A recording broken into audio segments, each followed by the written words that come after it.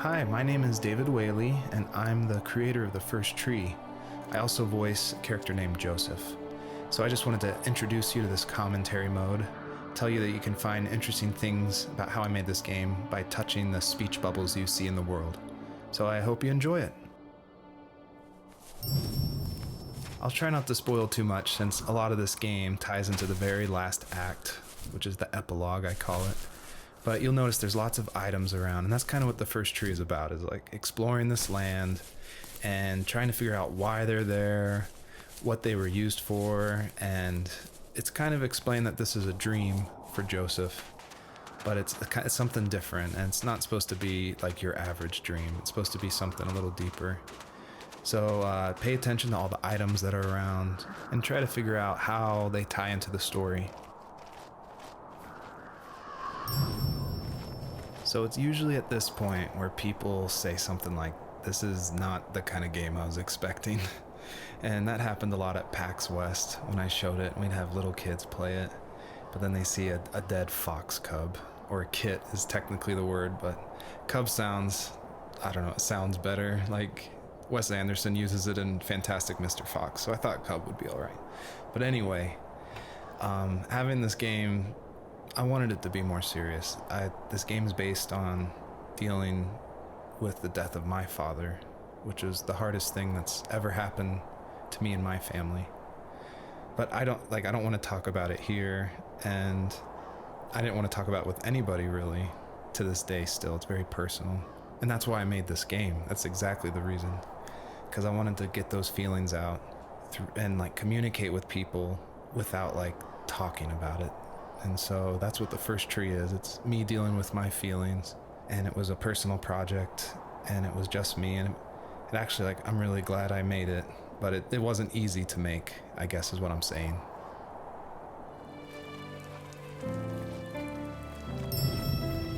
The bunnies were added because my wife, Elise, who also voices Rachel in the game, who's also helped a ton to make the game, as we were playing, she just said the world felt kind of empty and not alive enough.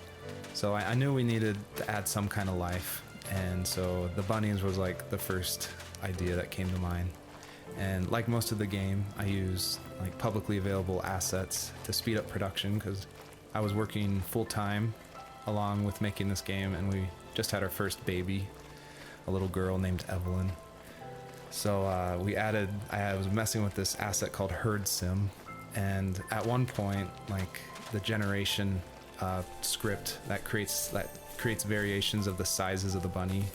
One time I got out of control and it made like this monster bunny that towered over everybody. And I shared that GIF on Imager and Reddit, and that was a huge hit. It helped definitely gain an audience for this game. But it's hard because this game is like so serious. It's about life and death, not giant bunnies. But I knew I needed something, like a shout out to that, because it was pretty fun. So if you're able to catch all the bunnies on this map, I think there's around 13, then you'll get a special surprise. So good luck.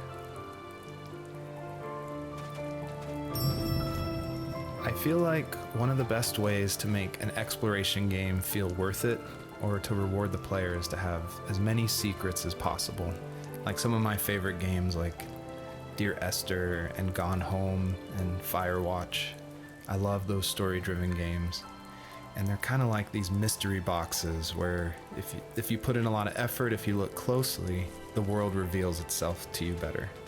So there are like secrets in The First Tree. See if you can find one of these hidden items by digging around in these unmarked spots around this area. A lot of people have gotten confused why Joseph's father is called a sourdough. And it's not stated outright at the beginning of the game, but Joseph and his dad, they grew up in Alaska. And I don't have a real connection to Alaska except through friends who lived there, and it was also the place that me and my dad were gonna go right before he passed away. But I love the idea of Alaska being like this beautiful solitary place. But anyway, what that has to do with sourdough is it's an Alaskan slang term about like someone who lives in the backwoods, like a redneck in Alaska. So I thought that was just to put some authenticity into the game. I added that word.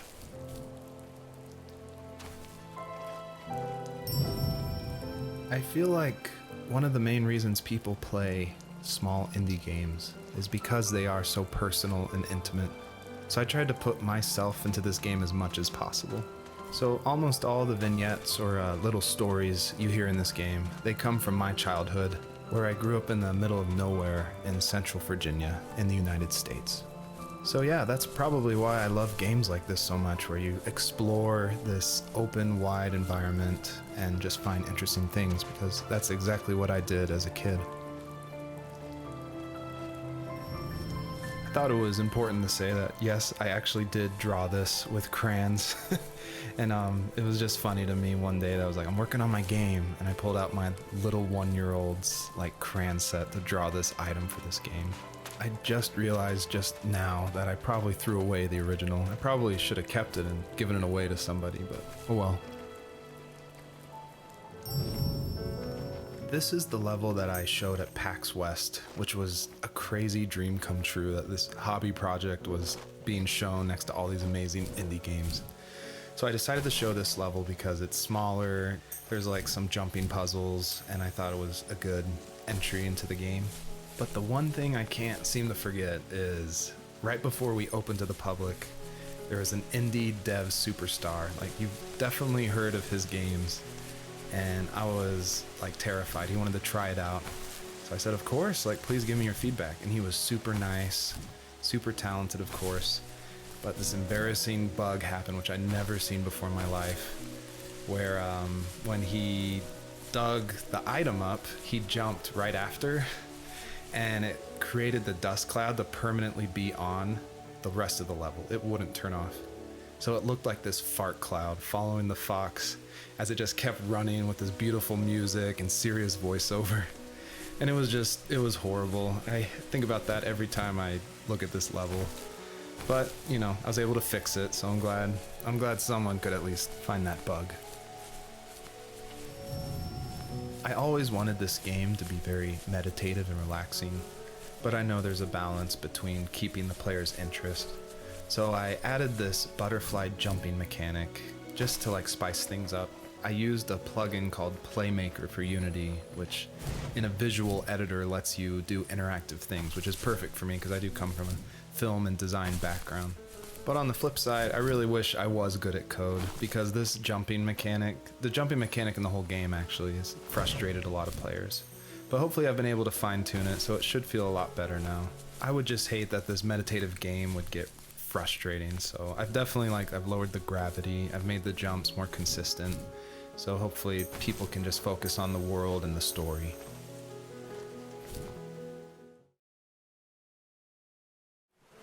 You may have noticed there's a little pond here, and believe it or not, I tried everything I could to get swimming working in this game, and I just could not do it, unfortunately.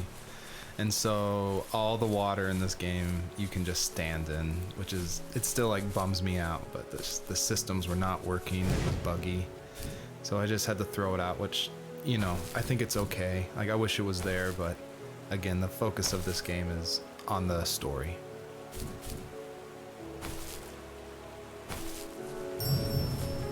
My biggest hope for the players that are playing is that they realize how similar these two parallel stories are, of this fox looking for her missing cubs, and also of this son reconnecting with his father.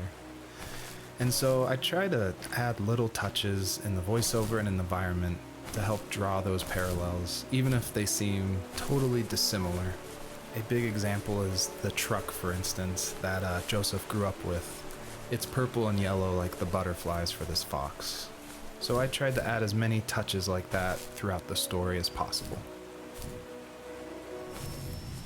I did want to do something a little different with this level. I wanted it to be more open world feel, and that there was something blocking your progress. So it did encourage people to look closely and see how to unlock this blocked way. And I do like just walking around this level and listening to the beautiful music by Josh Kramer.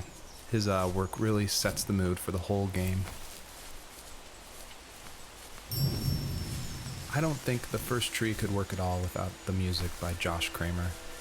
And his music, it's actually publicly available to license, and so it was affordable for me since this was a hobby project. And it's something I like to tell new indie developers all the time. Like, you can't afford that composer. You can't afford a full-time programmer. You need to cut corners and finish your game. And the way to do that is to use these amazing publicly available assets that anyone can purchase and license. And so his music is incredible, and I actually haven't talked to him that much. I've just emailed him.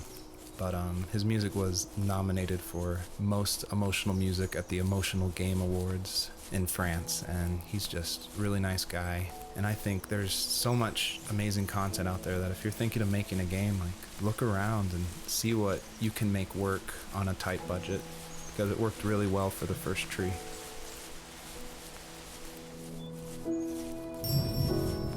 Earlier I said I just love going through video games and exploring, like looking at every nook and cranny and just trying to find little details.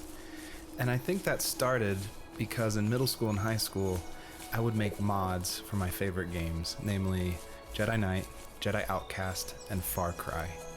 And I loved like this huge world of mod makers who would make these levels, and it'd be like the most random creative things, and I would just love exploring, usually multiplayer levels by myself.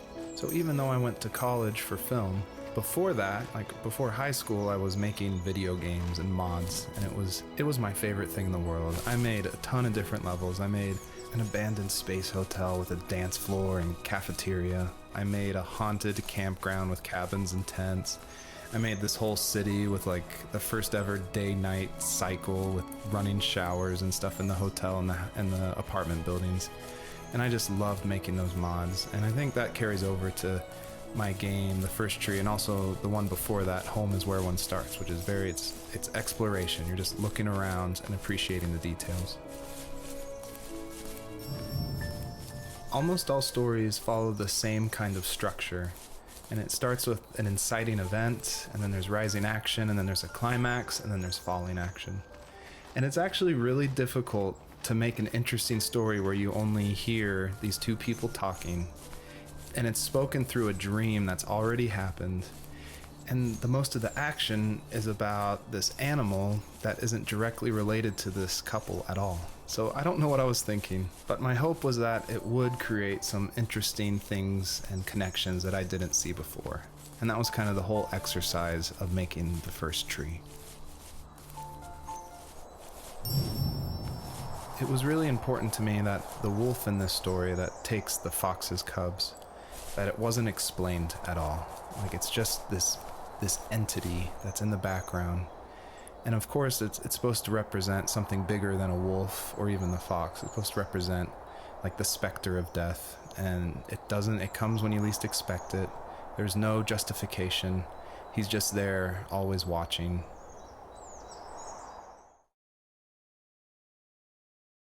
Hello, my name is Elise Whaley, and I was the voice actress for Rachel. I'm also David's wife. So that was convenient for working together. I was actually the voice actress for his first game, Home is Where One Starts, and I guess that I did a good enough job that David wanted me back, so I did the voice acting for this one as well. David definitely coached me through it because I'm pretty inexperienced when it comes to that. Home is Where One Starts was my first time ever doing voice acting of any kind.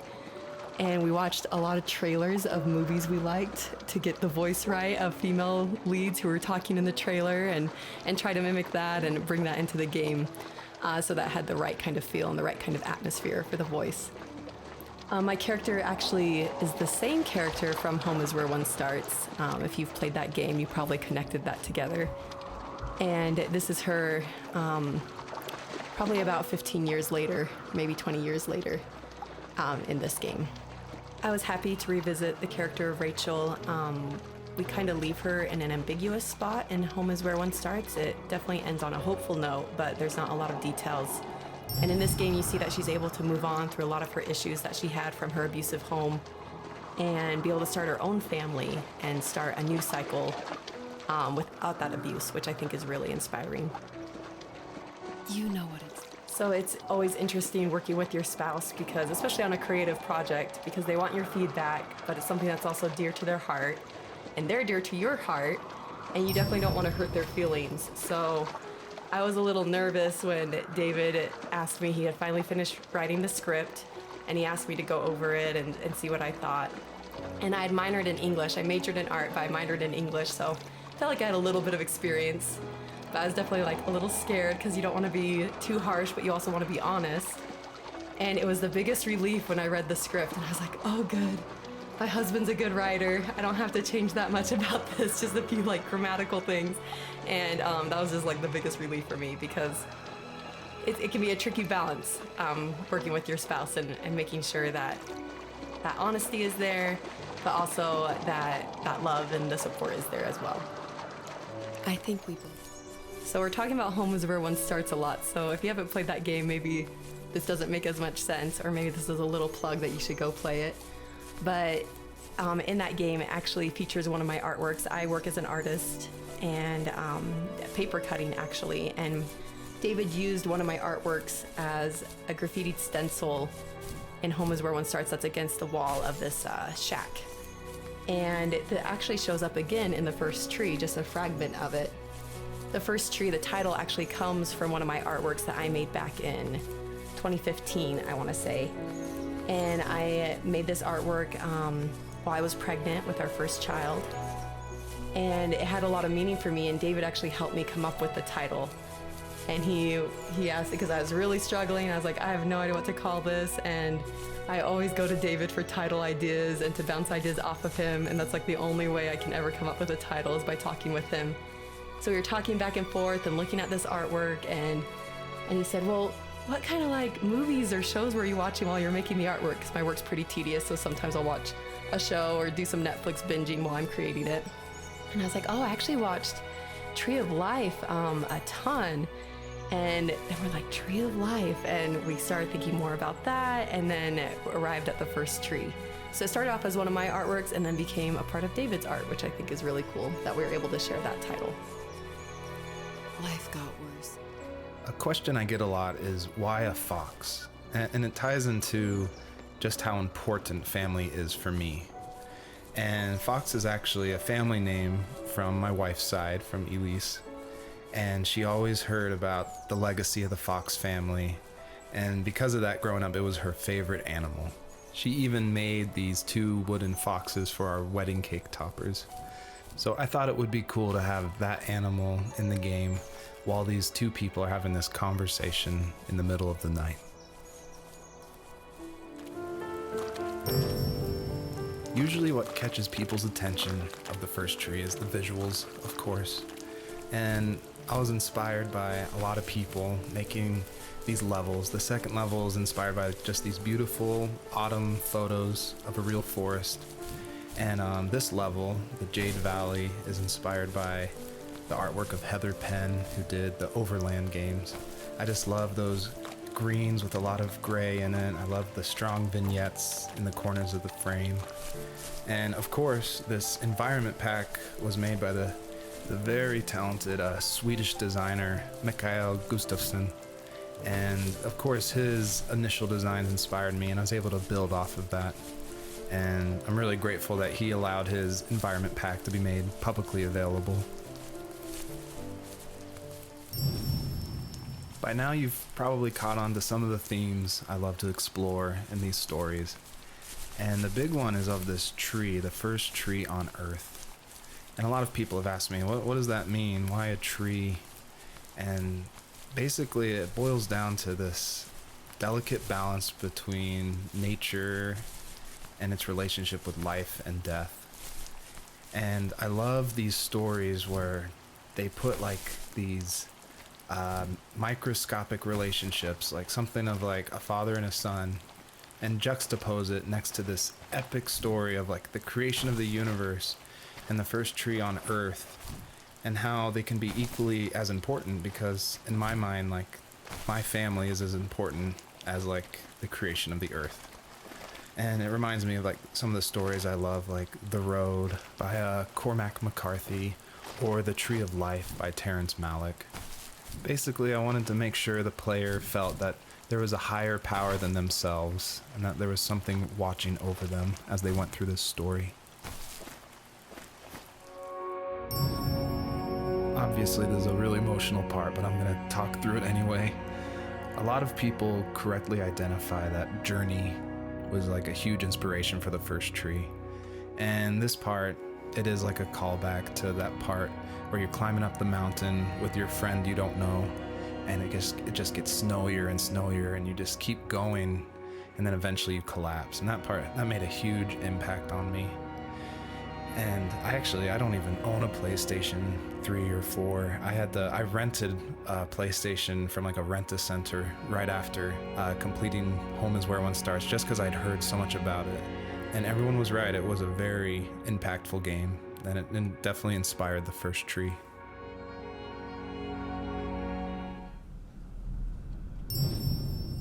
You're probably thinking, what is going on? And that was definitely my intention for this epilogue part of the first tree. This is my favorite part. This is the part I'm most proud of. And it definitely, it's supposed to evoke this, what is going on? Where am I? I was not expecting this. When I was marketing and blogging about making the game, I never showed anyone this part. I never told anyone. I never shared screenshots. I wanted it to be a complete surprise. And I also wanted it to feel a little creepy, because it's totally inspired by those nights where you wake up in the middle of the night and you can just hear the sounds of the wind outside the house and you can't sleep. So you walk around in this twilight stupor. And I would say the whole first part of this game, where you play as the fox, its whole purpose is to set up for this conclusion. So yeah, I would encourage you to look around and see how many things you recognize from the earlier part of the game. I tried hard to foreshadow this epilogue, just because I wanted it to be a surprise, but I didn't want it to feel too out of place that it would be humorous. And so Joseph, earlier in the game, he would say things like, I felt like I was right behind the fox the whole time. In my mind, the camera perspective acts as a metaphor for who the player is, what they're seeing. If the camera represents Joseph, or just like that video game trope of having the camera follow you. I guess the big question I wanted the player to ask themselves, is this a dream as well? And if so, does that even matter? I purposefully fade out the crosshair in the middle of the screen because I wanted it to be a direct callback to the camera following the fox in the first 5 levels of the first tree. I wanted it to go for that gut reaction that this was very familiar, yet totally in a different world. Thank you for making it to the end of my game, and I hope you enjoy the personalized message that is featured on the trunk of this tree. It's a message submitted by another player that's retrieved from a database, and it's retrieved at random. And I did this because I wanted people, even if they feel alone through trials of death, that there is a community, an invisible community supporting each other. So thanks for playing.